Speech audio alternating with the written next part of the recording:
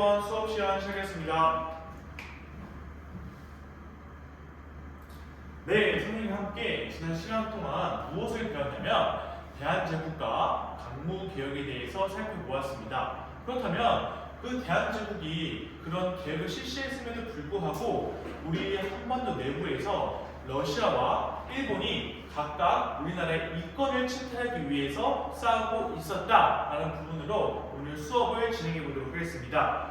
오늘의 수업의 대주제는 일본의 국권 침탈과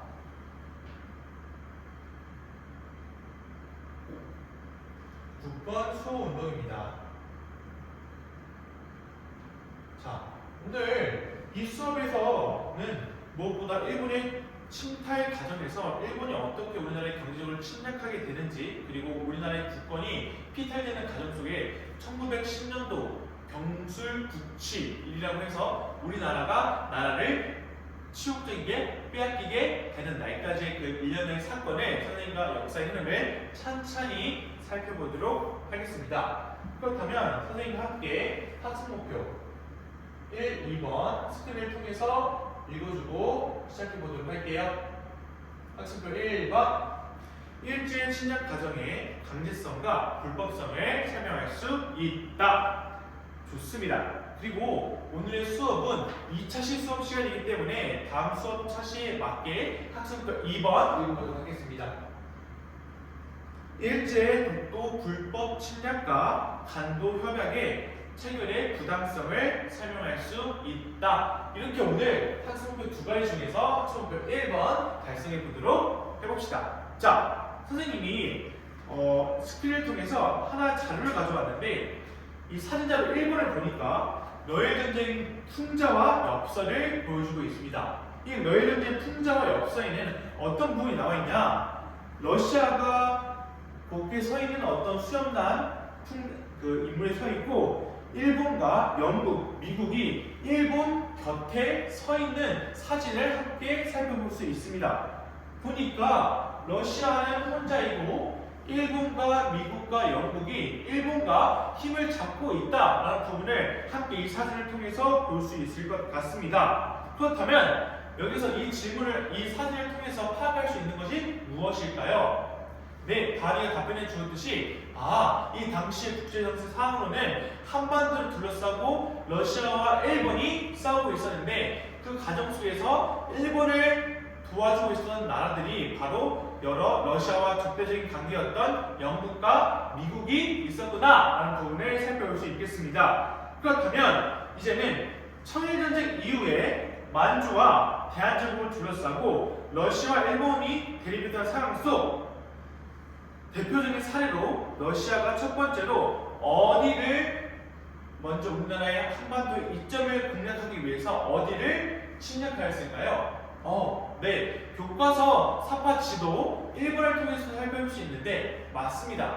바로 평안도 지방에 있었던 필요한 전략적 요충지였던 용암포를 조차하게 됩니다. 그렇다면 이 러시아가 용암포를 조차했던 이유는 무엇이었을까요?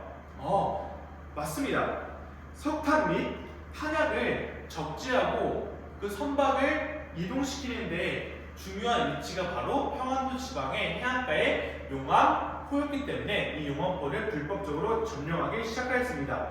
이리하여 용암포가 불법으로 점령하다 보니 이 부분에서 일본은 러시아를 견제하기 위해서 누구와 동맹을 맺었을까요? 맞습니다. 1902년 영일 동맹을 맺게 되었습니다. 그렇다면 선생님과 함께 이제는 러일 전쟁과 한국 침략의 본격화되는 과정을 선생님과 함께 살펴보도록 할게요. 첫 번째로 러일 전쟁이 이루어지게 되는 배경에 대해서 살펴보도록 하겠습니다. 이 러일 전쟁의 배경은 첫 번째 무엇일까요? 맞아요. 러시아와 일본 간에 만주와 한반도를 둘러싼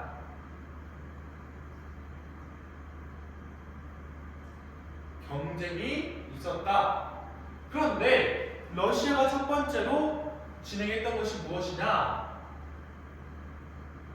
전개 과정 속에서 살펴보면 러시아가 먼저 용암포를 조차하게 되고 용암포 조차 이후에 왜 저렇게 전략적 요충지를 러시아가 함부로 가져가냐라는 부분에서 일본이 자신 혼자 러시아를 대등하게 싸울 수 없다고 생각해서 제1차 영일 동맹을 맺고 전쟁의 불씨를 확연히 불타오르게 됩니다. 그 이후에 일제가 러시아의 함대를 공격하게 되자 러일 전쟁이 일으키게 되는 것이겠죠. 그런데 여기서 결과 무엇이 일어나게 되었느냐? 바로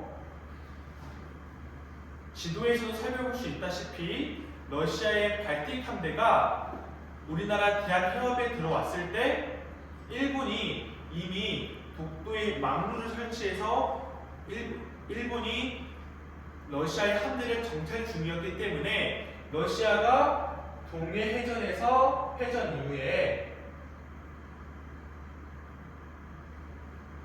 러시아는 패배하게 됩니다. 그렇다면 이제는 이 한반도를 둘러싼 경쟁 상황 속에서 일본이 이제는 모든 주권을 침탈하게 되는 것이겠죠.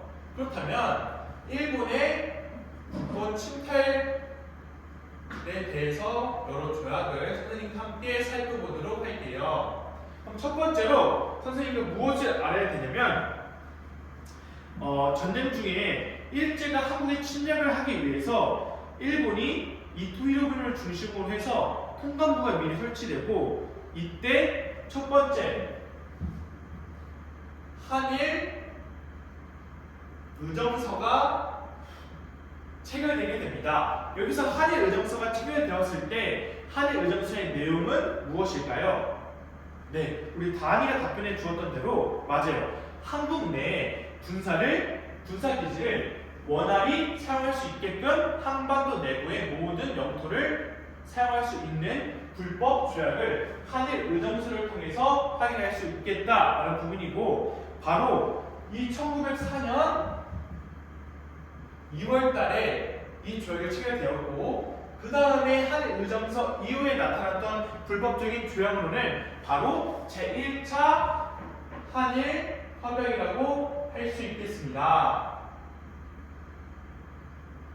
자, 이 1차 한일 협약에서는 똑같이 04년 8월에 체결됐는데 이 제1차 한일 협약의 내용은 무엇이냐? 바로 재정 고문이었던 메가타를 파면하게 되고 외교 고문으로서는 미국의 스티븐스를 파면하게 돼서 우리나라의 재정과 우리나라의 외교를 불법적으로 침탈하는 것을 시작하려고 하였다라는 부분으로 살펴볼 수 있을 것 같습니다. 그리고 이미 아까 4파에서 살펴보았다시피 영국뿐만 아니라 일본을 도와줬던 나라가 누구였죠? 맞습니다. 그게 바로 미국이었는데 이 미국이 가스라 내각과 미국인이었던 데포트가 밀약을 해서 일본이 한반도를 침략하는 것을 인정해주겠다 해서 불법적인 약속을 하게 되는 것이 바로 가스라 데포트 밀약입니다. 이러한 약속들을 통해서 일본은 한반도 내부에서 더 좋은 정치적 입지를 가지게 되는 것이었겠죠. 그렇다면 다음으로는